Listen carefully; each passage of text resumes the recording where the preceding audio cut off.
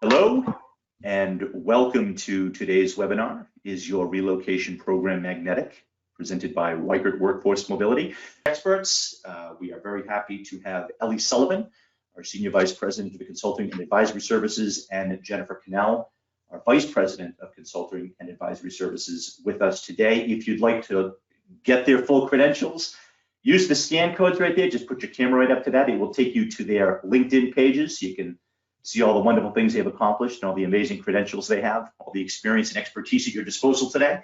They're also there, if you'd like to contact them directly, their email addresses are right there at the bottom of the page as well. All right, we talked about the talent shortage, the Great Resignation. To kind of set the framework here, Ellie, exactly how big is this problem?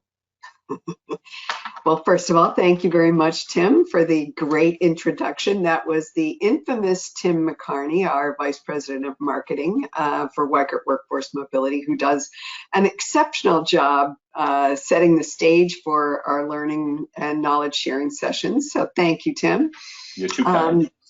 In fact, you know, several of the sound bites that you shared in the introduction are indicative of how significant the war for talent has really become. In addition to the 4.3 million people in the U.S. that resigned in August, the U.S. Bureau of Labor Statistics indicated that 2.9% of the entire workforce resigned in August. And when you think about the implications of that, it is setting up a tremendous war for talent, specifically not just within industries at the lower end of the economy, if you will, like hospitality and leisure, where a lot of those workers have you know, been struggling through the pandemic, but more importantly, at the mid-career level, the war for talent is really heating up. And the size and significance of the problem are really a reflection of the fact that employees have really shifted their priorities as a result of the pandemic.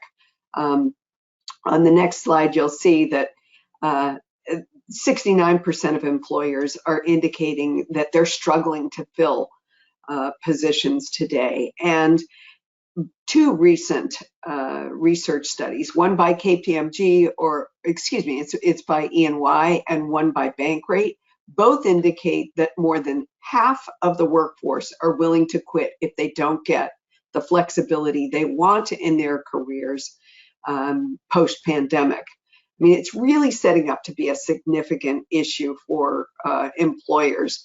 And we thought that maybe we could run a little bit of a poll here to see just how significant the turnover issue is among the companies that are participating in this webinar today. But we hear about this challenge from all of the clients that we work with.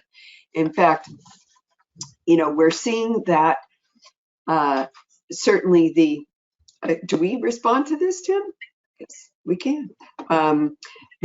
We'd actually appreciate it if the corporate folks on the line would respond. We'd greatly appreciate that. But yes, everyone, but primarily for the corporate folks on the line.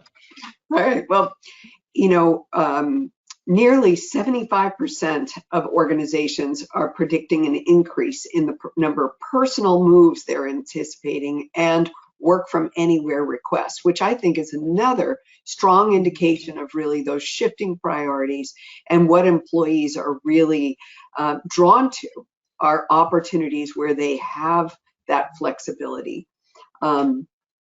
All signs are pointing to exponential growth in remote work, and despite the fact that the jury is really pretty still out as it relates to both productivity and innovation, you know, a lot of experts indicate that remote work is here to stay. How are we doing on the poll results there? Yeah, so certainly an indication that it is a significant issue. That 80%, is that what, 80 something, 86%? It's 86% said yes and 14% said no. And Ellie, it's worth pointing out this isn't just a local problem or in just one area of the world. I mean, we hear about it all the time in the US, but even in Canada, recent research shows that 1 out of 2 Canadians have 1 foot out the door. So that the big quit, as you will, the Great Resignation, it's a real issue, and we're hearing about it globally from companies. So what's driving that exodus are everything from the need for more flexibility, a greater sense of purpose.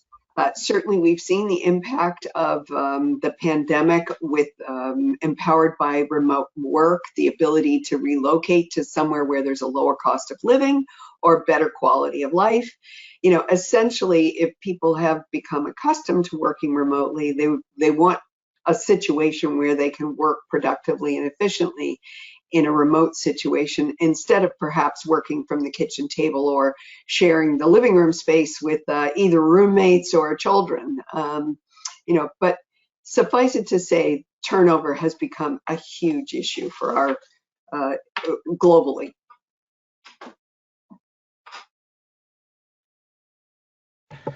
All right, well, we talk about the difficulty in filling some of these positions and the talent shortage. It would seem to me, and Jen, I'll ask you this question, it would seem that it's more difficult to fill sort of the highly skilled positions, tech talent, if you will. The ones that seem to be the most difficult to recruit for, I'm sure, are the ones that are generating perhaps the most issues and concerns during this time. Is that the case? Is that what you're hearing from our clients?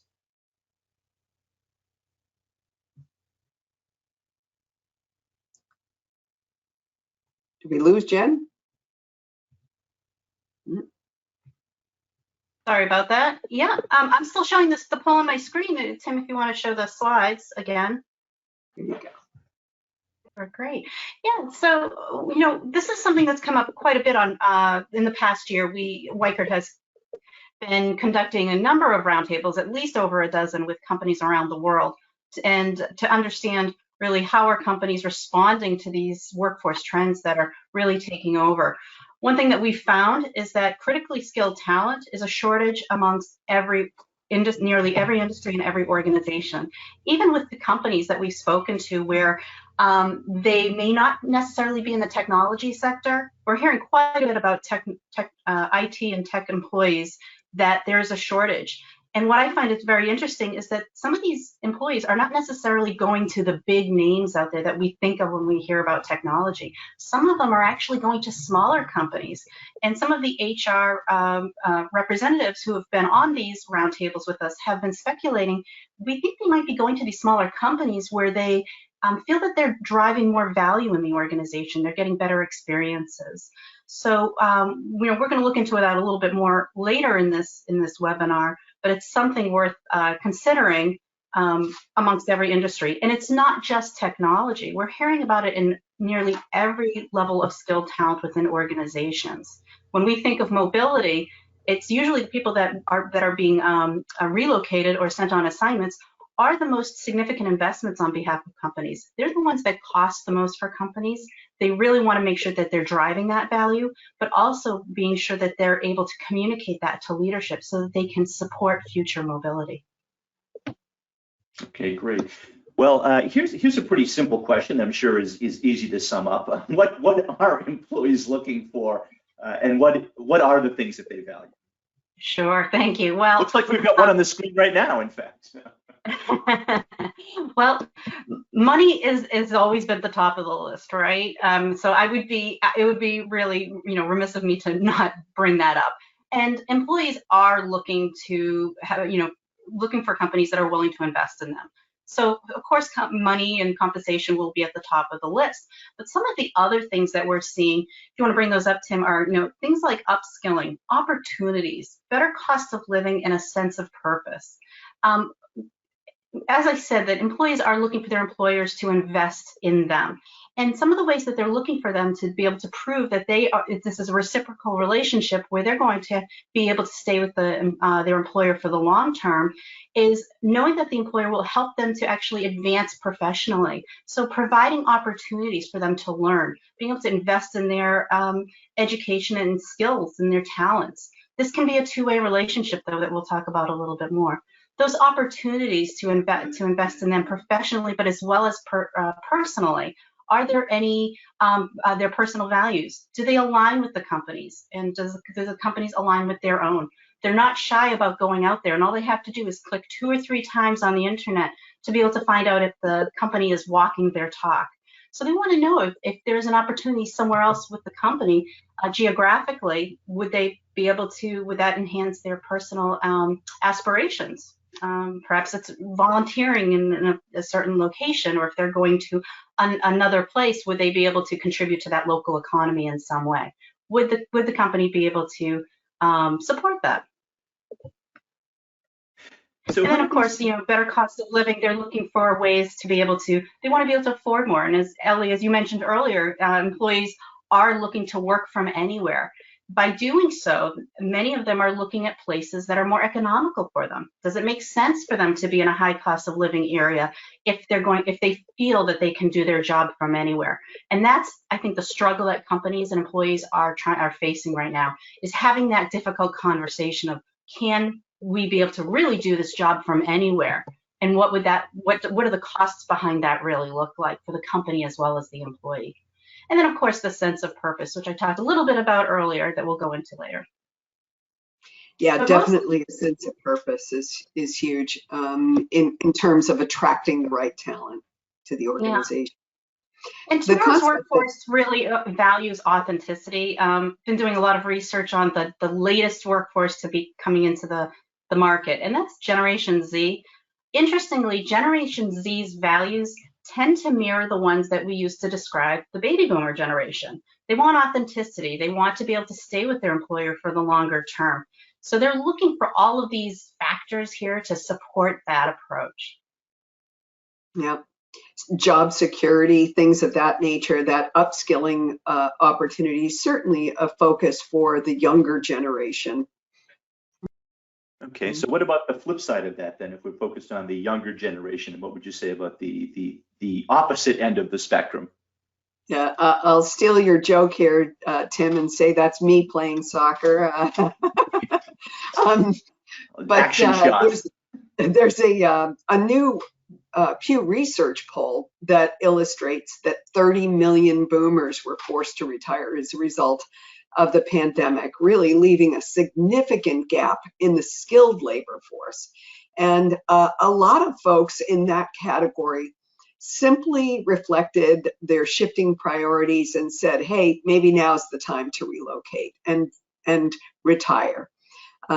We know that a magnetic relocation policy could be a tool to be able to retain those people.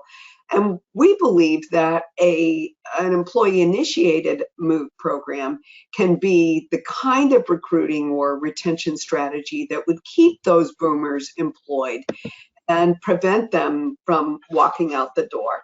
And by suggesting an employee-initiated category for near retirement age folks, maybe it is that opportunity to work flexibly from a new location, or supporting them with a commuter arrangement, subsidizing their relocation to their retirement destination, but keeping them employed for a couple of years in a consulting capacity or an advisory capacity or a commuter arrangement. So again, really illustrating that despite this brain drain that is potential, you can use your relocation program to be able to retain that segment of the talent and prevent that brain drain.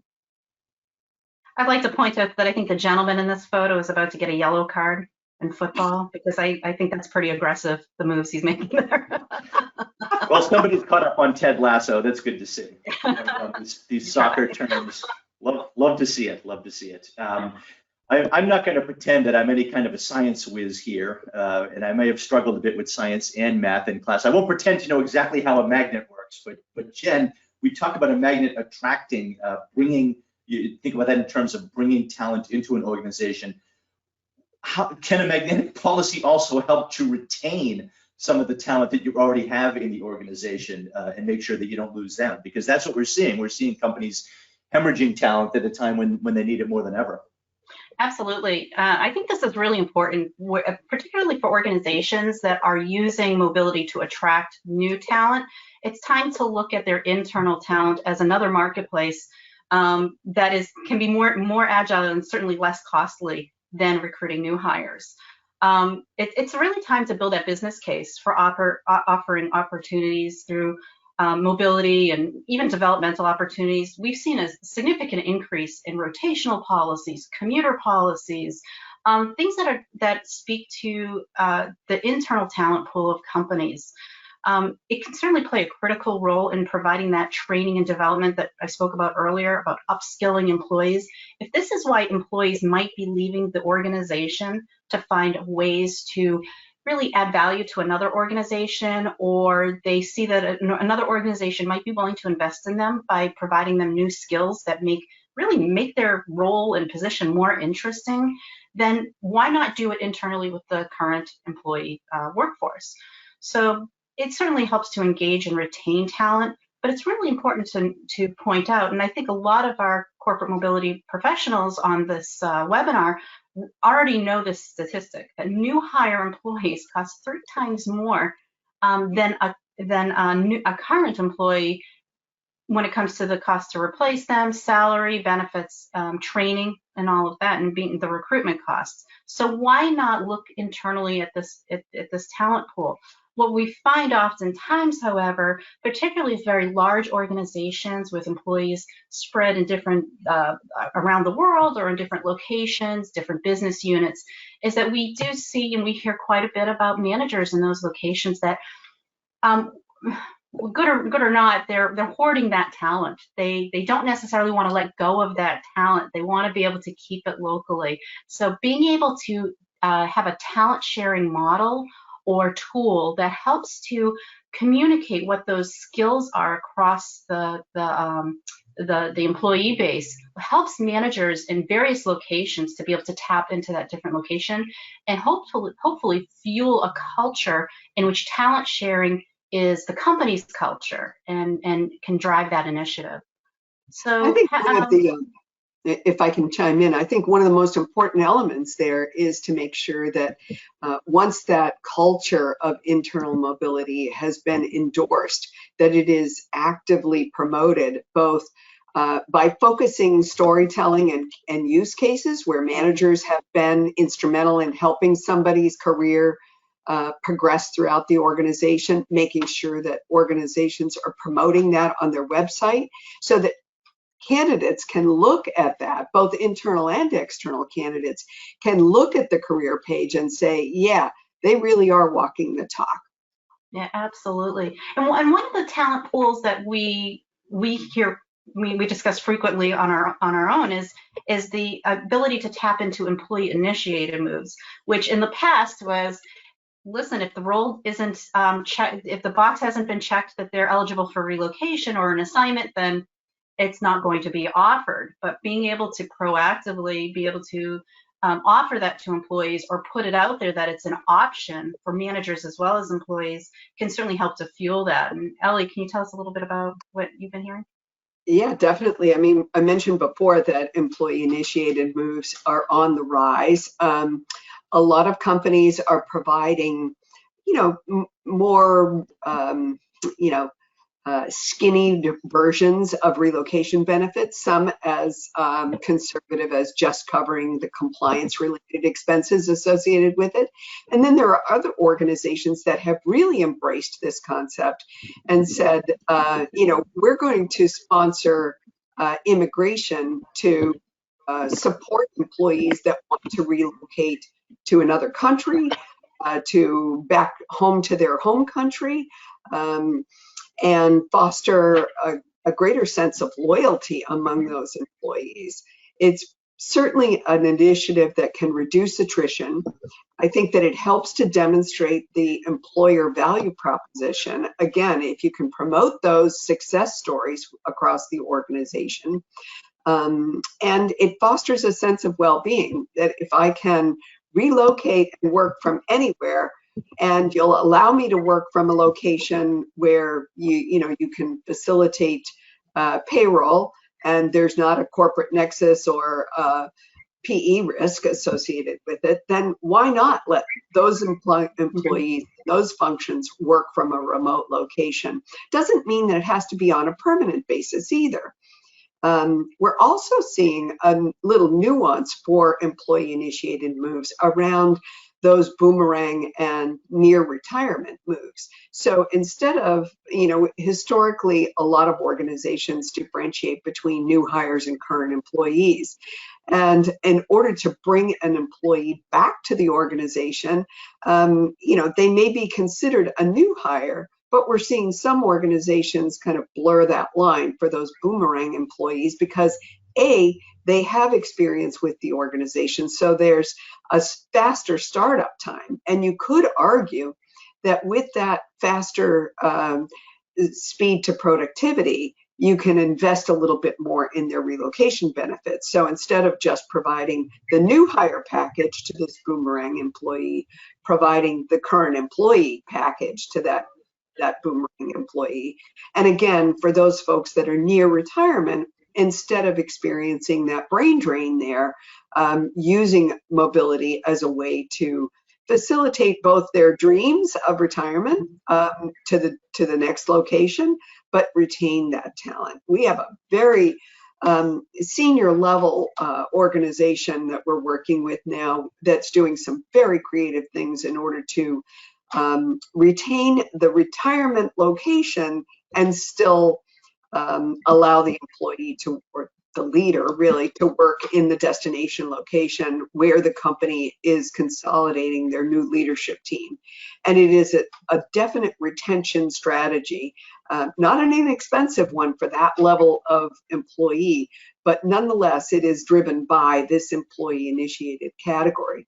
The other area where we're seeing a significant increase in employee-initiated moves is really a result of the pandemic and those situations where there's compassionate issues that arise. So an employee on assignment in the US that wants to repatriate to India because their folks are having health issues, or you name the geographic distribution of that move. Could be anywhere to anywhere, but there's compassionate reasons, and companies are becoming a lot more embracing of retaining that talent by providing mobility benefits that overcome those compassionate issues, if you will.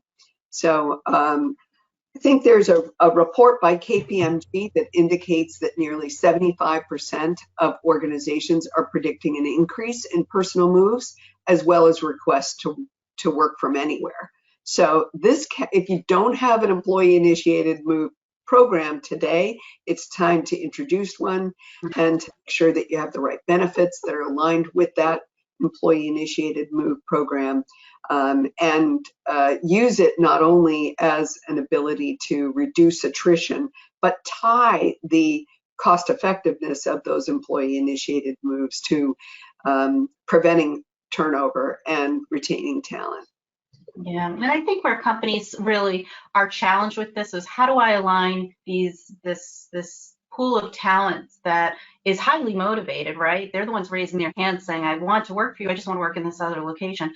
But being able to align that with the company's own initiatives. Perhaps the company wants employees to be in certain locations. They want them to be in the office in at least 2 or 3 days of the week. And so, we've been working with a number of companies to be able to align those hybrid approaches to be able to, because once they communicate that to their workforce, they don't want to open up the gates for too many work from anywhere practices that aren't going to necessarily fuel the company's growth. Yeah, it's a good point, and I would refer everybody to the tool that we've created for managing a fluid workforce. It's a fluid workforce checklist that helps organizations kind of assess what are the downstream implications of accommodating these employee-initiated moves and these requests to work from anywhere. Everything from tax implications to payroll to performance review issues, etc.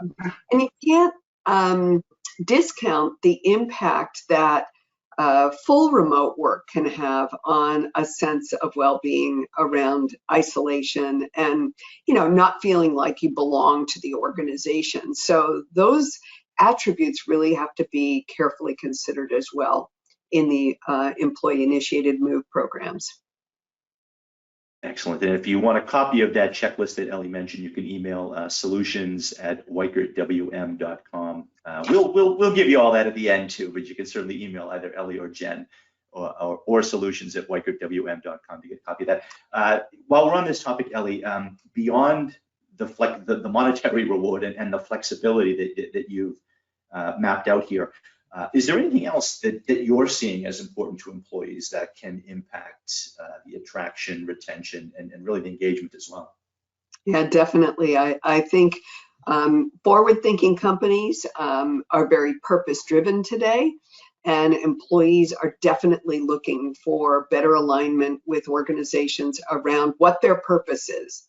And those purpose-driven companies are basically saying and realizing that by focusing on the environment and social issues, they can drive better performance, financial performance.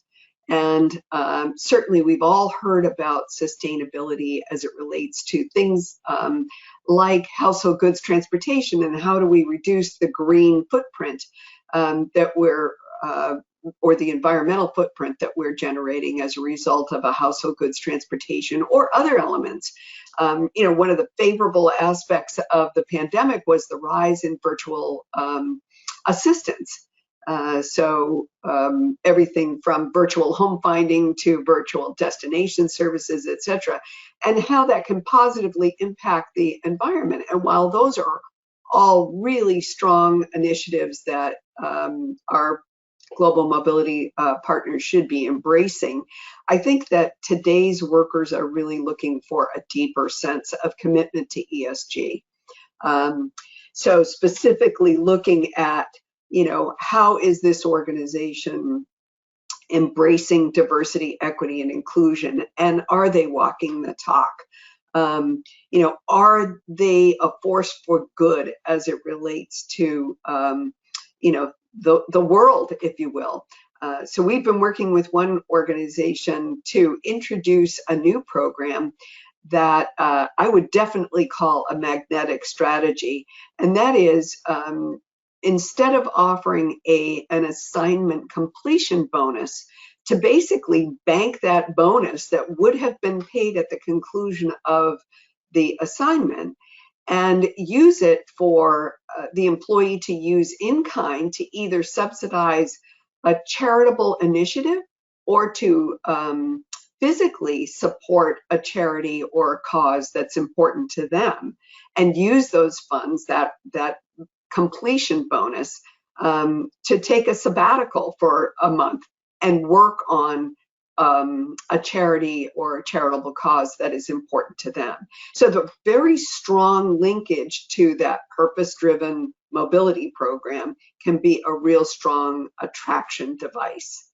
I think Jen's going to chat a little bit about some of the diversity implications, but I think there's another huge tie-in there as it relates to overcoming the broken rung for women at the lower levels of organizations to be able to accelerate their careers. You know, we see a lot of evidence that women are still not in leadership positions. It's magnified even more among tech organizations, and any company that's trying to relocate women today, they have to overcome that broken rung, which is that early career opportunity to gain experience that sets them up for leadership development and sets them up to accelerate their career. I didn't mean to steal your thunder there, Jen, but and I know you'll talk about some of the elements of a relocation program that will be important to overcome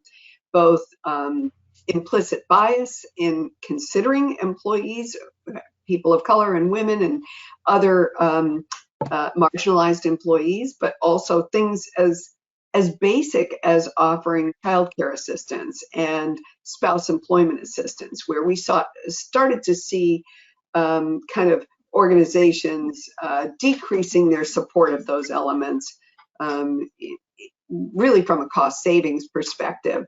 a little too penny wise and not pound foolish there, in looking at it from that perspective. Yeah, absolutely. I mean, it really goes to thinking about your workforce and what means the most to them, but also thinking about in the future is who are you looking to recruit in the next 5 years, which should always align with what the company's stretch goals are as well. What are the company's expectations for revenue growth, and what talent they expect to need to fulfill those initiatives over the next 3 to 5 years. So it's a little bit of looking into a crystal ball, but these are, the corporate mobility professionals, they work so closely with talent acquisition and talent development within organizations, as well as the leadership within the organization to understand what's going to happen in the future. As you mentioned, there's a lot that can be done. Going back to the roundtables that we've been conducting for over the past year to 18 months, these are the conversations that companies have been having with each other, really tapping into each other for what can we do to make our program more sustainable, or to support those sustainability goals and values of our employees, but also in the area of diversity, equity, and inclusion.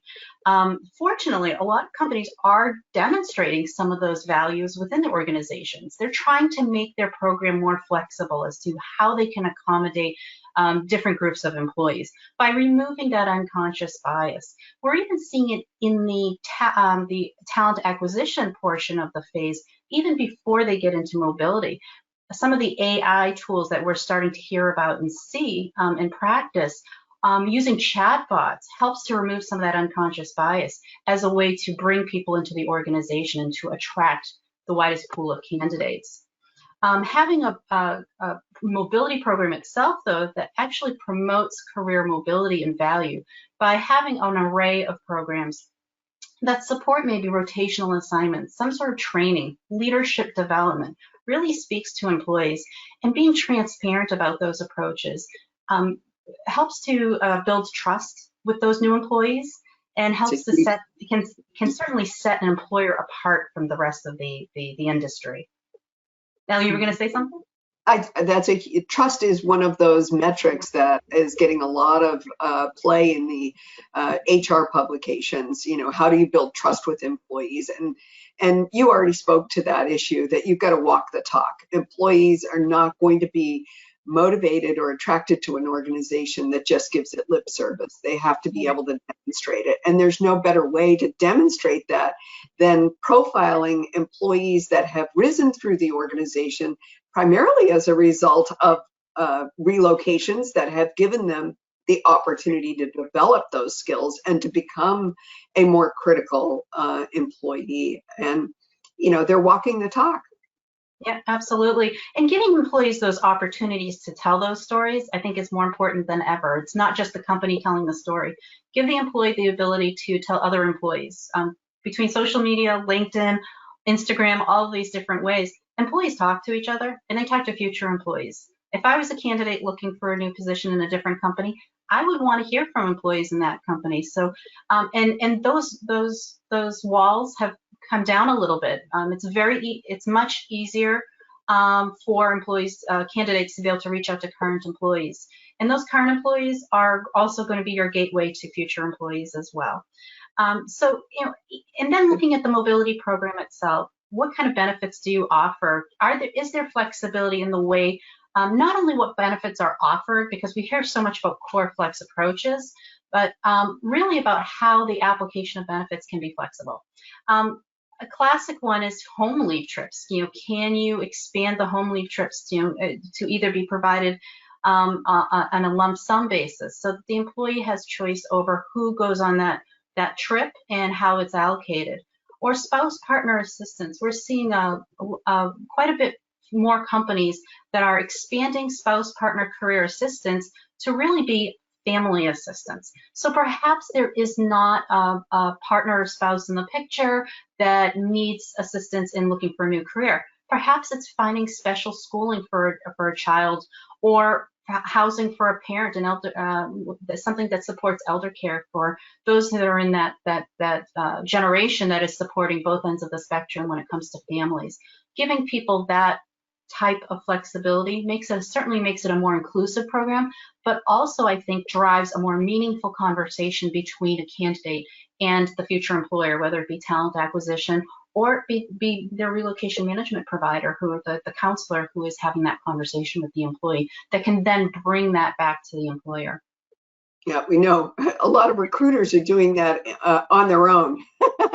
You know what I mean? Dreaming up those solutions. So why not have the kind of relocation program that embraces that flexibility and provides a consistent way to be flexible? Yeah, absolutely. Well, one of the questions that we got, I'm actually going to steal one of the questions that just came in because it's a good question to ask right now, and I'll ask it of Ellie, since we just heard from Jen.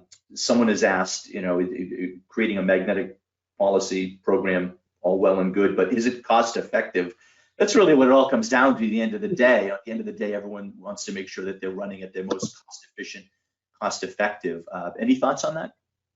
Absolutely. I think the best way to build a business case to evaluate a magnetic relocation policy is to think like the stakeholders that you are serving.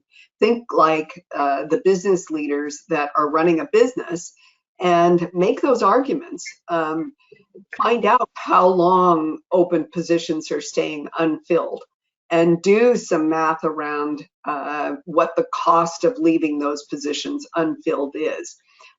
We shared with you the soundbite that it's 3 to 4 times as expensive to replace skilled talent, and that would be anyone in a mid-career and more senior leadership position, up to 4 times as expensive or 4 times the salary to replace those individuals.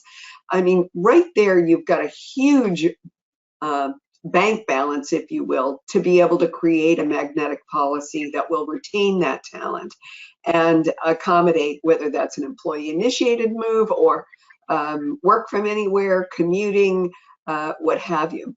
I also think it's emphatic that organizations think about the recruiting expenses, how expensive it is to relocate somebody, and compare that to their recruiting expenses. An employee-initiated move might be less expensive because it's less generous, but if you can reduce turnover, you're going to have a pretty strong business case that it's worth accommodating those employee-initiated moves.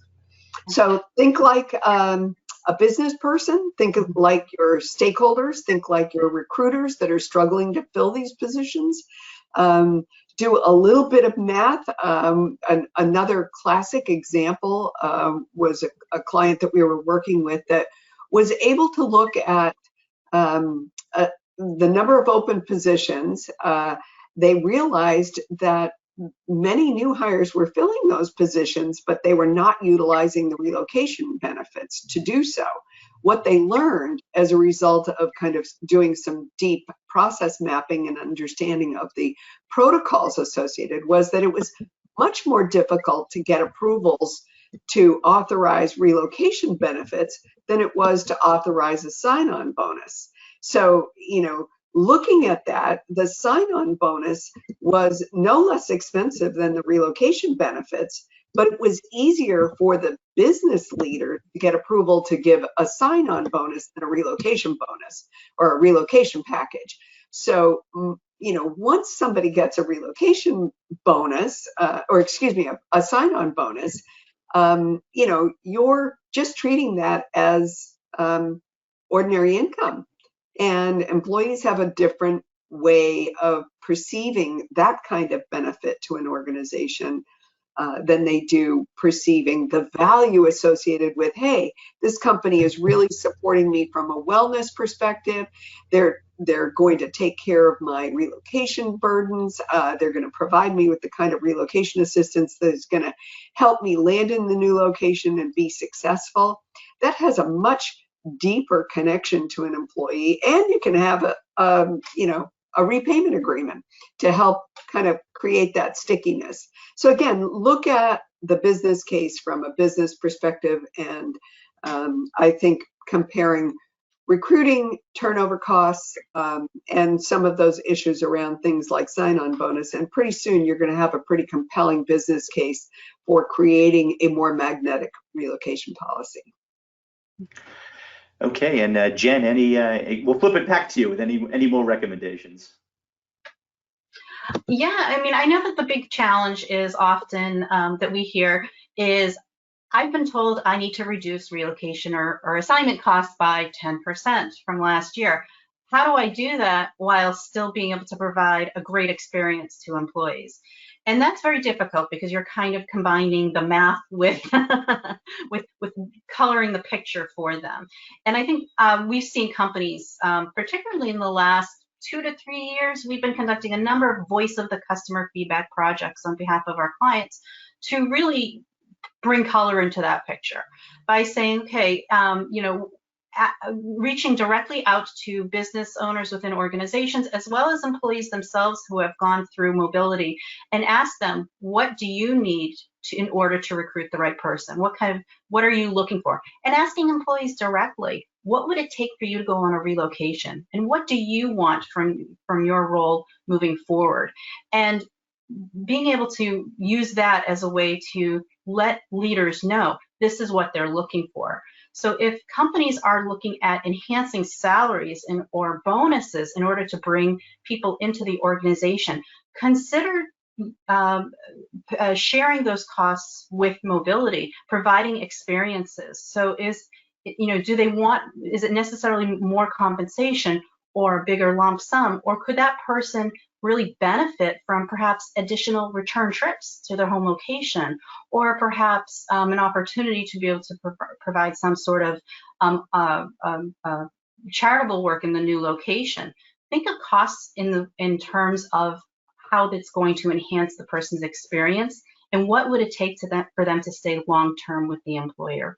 That'll, I think, help in some ways to alleviate the problem of getting that person over that hump of staying with the organization long enough where they feel like they're part of the culture and they have a relationship with the company and wouldn't want to leave, because then now they have that experience behind them and they know that the employer is going to support them.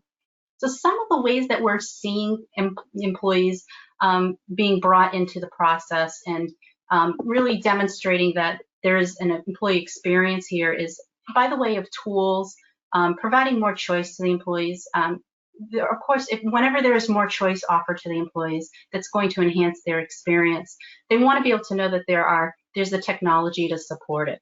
So employees do nowadays, particularly with the Gen Zs that are coming up, they want to do a lot of research on their own, but it makes sense for the employer to be able to curate some of those tools to make sure that there's kind of bringing them in the right direction. So there's lots out there on the internet, but having the tools that really steer the employee towards certain, whether it be neighborhoods, destination services, costing tools that bring in the components of their policy or program will help them to make wise decisions on their own.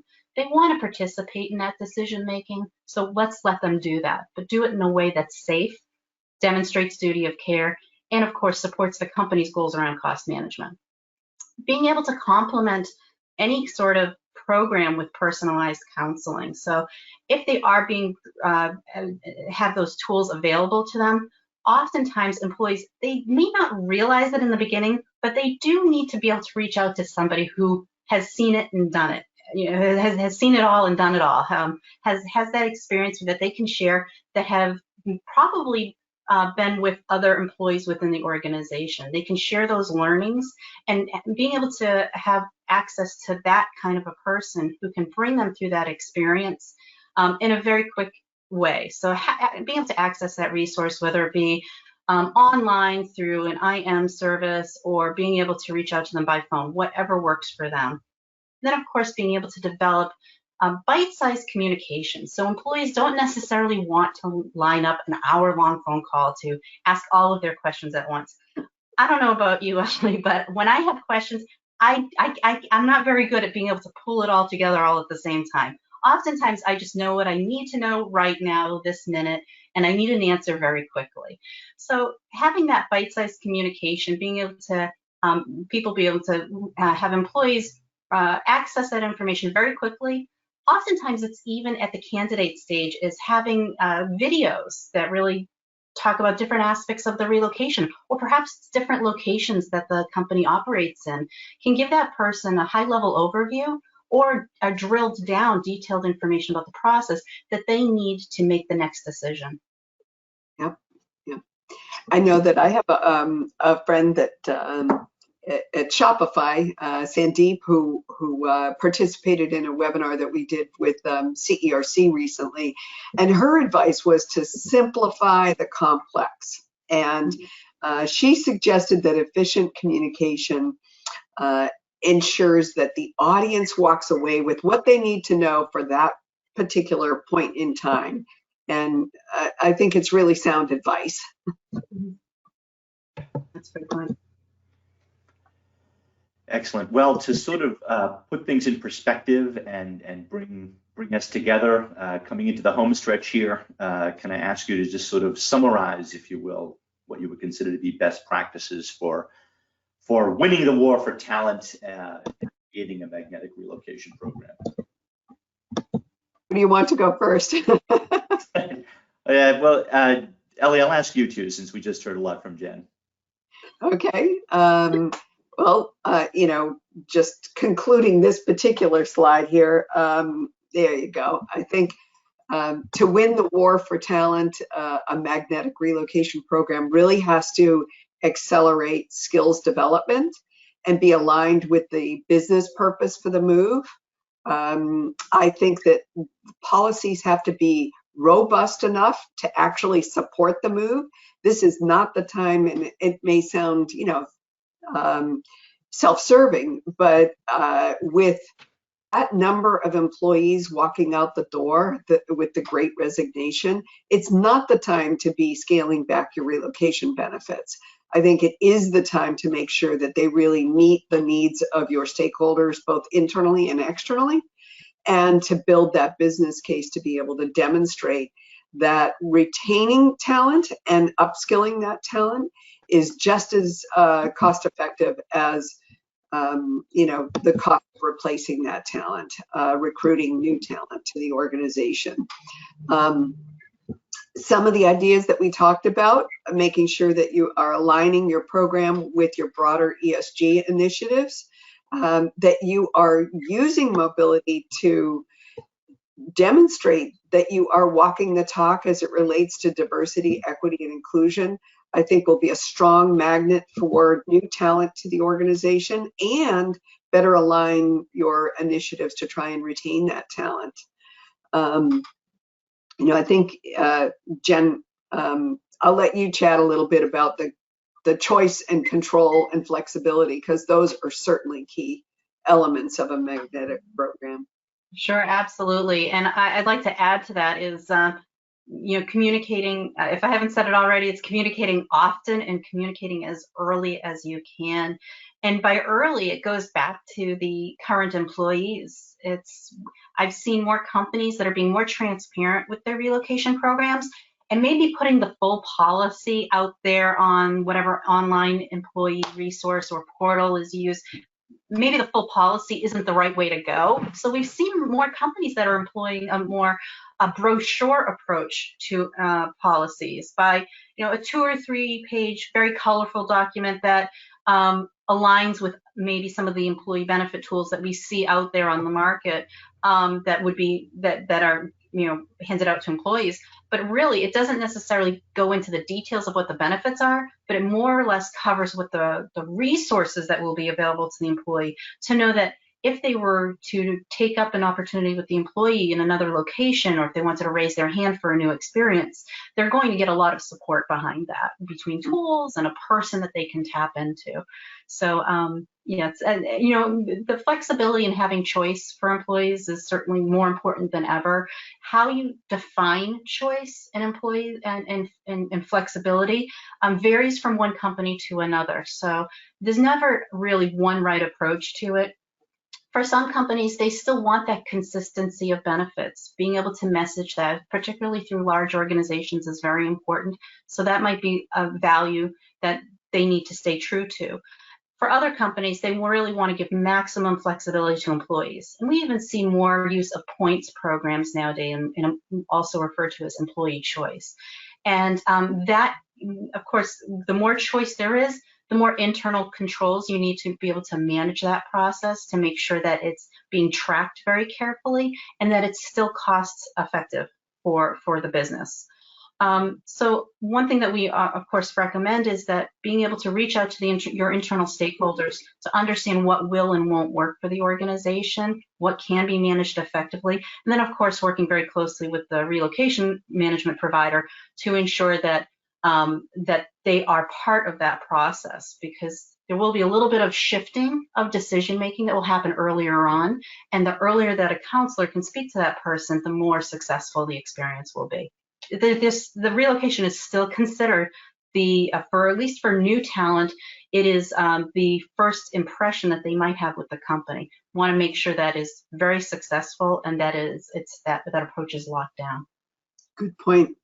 Good point. I think, Tim, in terms of the best practices to win the war for talent, I would also add the component that we chatted about around work from anywhere and making sure that the organization is doing a good job of pre-assessment of the risks associated with that, reference that fluid workforce checklist, and tools like our Smart Trip solution that allows organizations to evaluate the risks associated with those work from anywhere requests and to minimize the compliance risks associated with that. Again, thinking like a business leader to win that war for talent.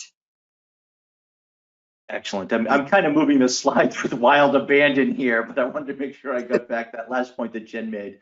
I wanted to make sure I could. Plus, I'm getting rope burn on my hands just watching this slide over and over again. So I had to move on to the next one. Well, thank you very much. Some awesome points there, and we didn't want to close out without advising everyone of our newsletter. You can go to our website. You can hit the big yellow button that says subscribe to our newsletter right on our blog. You can also use this handy scan code that we provided. Just put your phone, your camera right up to that, and it'll take you right to a page where you can sign up to receive our monthly newsletter that's full of all kinds of great insight and information from Ellie, from Jen, from Laura Levinson on our team, and from other subject matter experts throughout our organization. Lots of great stuff on our blog every month. And if you subscribe to our newsletter, you'll get that automatically in your inbox once a month, kind of the best of the best videos, podcasts, blog posts. It's all there. We are right up against. I do see one question in the question box around what's typically provided for employee requested moves. Yes. And I guess, both Jen and I can respond to that, but essentially on an international basis, we see most of it is compliance related. So immigration, posted worker compliance, things of that nature, maybe final move expenses in that category. And then on a more regionalized basis or domestic basis, regardless of where the country is, we're seeing the same kind of thing. Maybe incorporating travel expenses for return trips to the old location, maybe household goods, transportation, something, relatively conservative in comparison to a more robust employer requested move where you're specifically tapping somebody on the shoulder and saying, we want you to relocate to this location to fill this particular position. There's definitely a different, business equation there. We're asking you to move, so we're going to pay all of the expenses associated. If you're asking us to accommodate your move and it still benefits the organization, then the benefits are going to be a little bit more limited. I hope that helped out. And Jen, you might have some other advice. No, I agree completely. I think the only factor that companies will take into consideration is if that employee request to move happens to dovetail with a position that's already going to open in the location, then it's a different equation. Then they will probably move into the full relocation policy if it's something that they were already considering making an authorized move for relocation.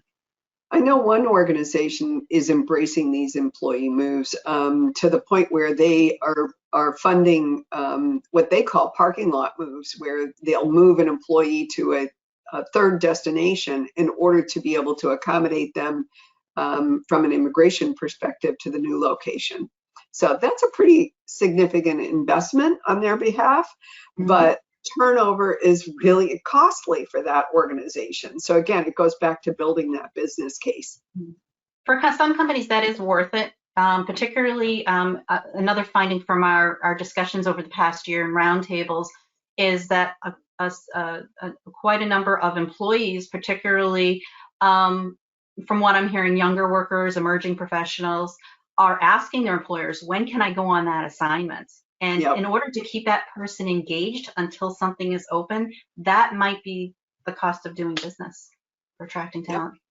Yep, good point. We didn't talk about virtual assignments and how they could be utilized to help accelerate the career of folks that can't take a move right now. And that's another good tip for folks. Well, let's save some for next time here. Come on, Okay. let's not let don't spend all the magic in one place. That's a great topic for an upcoming session. No end to the learning here, as you can tell. They could very likely talk for hours on all things relocation. That's part of the reason they are, Jen and Ellie, very valuable resources to our clients. Thank you, Ellie. Thank you, Jen, for sharing your expertise, and to all of you who joined us today, thank you for being part of our program. We hope you enjoy the rest of your day, and we will see you next time. On behalf of Weichert Workforce Mobility, Ellie and Jen, thank you. Yeah. Thank you. Bye.